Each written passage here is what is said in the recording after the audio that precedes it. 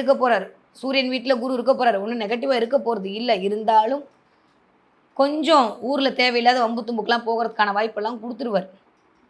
நம்ம பேசும்போது கொஞ்சம் கவனமாக பேச வேண்டிய சூழ்நிலை. ஏன்னா 2ஆம் வீட்டுக்கு குரு பார்வை வந்துரும் எப்படி இருந்தாலும்.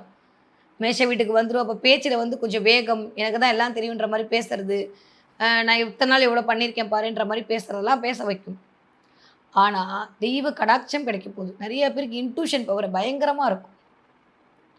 மீனராசிக்காரங்களுக்கு எனக்கு தெரிந்து நீங்க சனியோட நட்சத்திரமா இருந்தாலும் சரி, குருவோட நட்சத்திரமா இருந்தாலும் சரி, புதனுடைய நட்சத்திரமா இருந்தாலும் சரி, வேற லெவல் டிரான்ஸ்ஃபர்மேஷன் காத்துட்ருக்கு.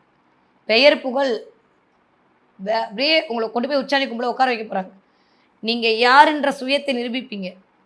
தெய்வ அருளின் மூலம் உங்களுக்கான பாக்கியங்கள் வந்து சேரும். உங்கள அழிக்கணும்னு நெனச்சு ஒருத்தன் பொறந்து வந்து என்ன வேணா பண்ணாலும், நீங்க நிக்கிறதுக்கு முன்னாடி வேல் வந்து நிக்குங்க. முருகன் வந்து நிப்பான் மீன ராசிக்காரர்களுக்கு. அந்த அளவுக்கு ஏன்னா 2ஆம் வீட்ல ஆட்சி வாங்கி உட்கார்ந்திருக்கும்போது இங்க குரு பெயர்ச்சி நடக்குது. சாதாரணமாலாம் இல்ல. சொல்லும்போது எனக்கு அவ்ளோ சந்தோஷம்.